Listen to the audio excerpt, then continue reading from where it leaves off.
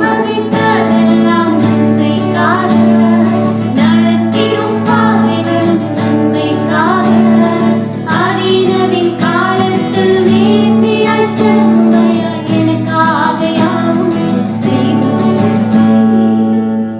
Praise the Lord. என்னடா வாழ்க்கை, கர்த்தருடைய கண்களை நான் மாத்திரம் தான் தெரியுறேன் போல, சுத்தி சுத்தி அடிக்கிறாரு. இந்த நிலைமை எப்ப மாறும்? சோர்ந்து போகாதீங்க. தேவனுடைய மக்கள் ஆசீர்வாத காணனை சுதந்திரிக்க 16 நாள் தான். ஆனா ஆண்டவர் அவங்கள 40 வருஷமா வனாந்திரத்தின் வழியாக சுற்றி போக பண்ணினார். ஏன் தெரியுங்களா?